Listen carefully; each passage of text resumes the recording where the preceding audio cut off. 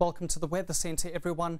As we continue to focus on the deepening water crisis affecting many parts of South Africa, including the Western Cape, let's take a look at some of the rainfall figures over the last couple of years. And although these amounts are specific to Cape Town International Airport, the trend in the graph is representative for the region as a whole. And 2013 was the last year that received significant rainfall at 682 millimetres of rain on the Cape Flats, while 2014 was very close to normal. Dams were full at that point in time, but thereafter the drought kicked in and things have become progressively drier. 2017 was the driest year on record, not only for this area, but all across the region. Let's move ahead to your latest weather information. And thunderstorms developed late yesterday on the Highveld as well as in KwaZulu-Natal. Some of those thunderstorms produced very good falls of rain, including over parts of the Eastern Free State and southern KZN.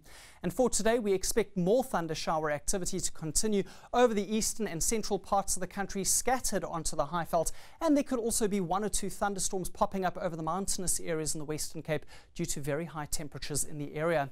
Some moisture is going to be pushing in along the west coast of the country, and from our synoptic analysis we can see cloud cover pushing, and that's mostly going to be in the form of fog that is likely to affect the Atlantic coastline this evening.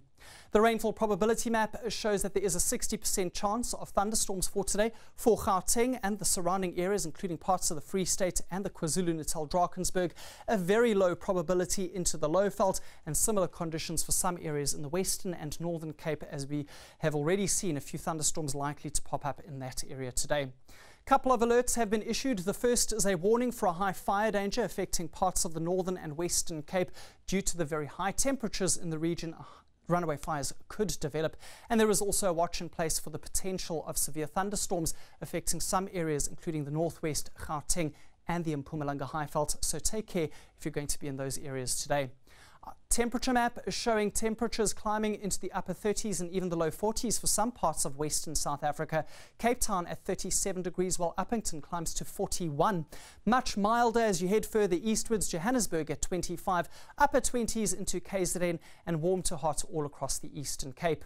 As you head towards the coastline of that province, you can also expect gusty conditions, in particular for Port Elizabeth and East London.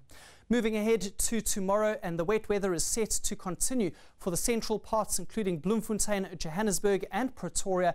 And KwaZulu-Natal temperatures are going to climb higher, 34 for Richards Bay and Pietermaritzburg.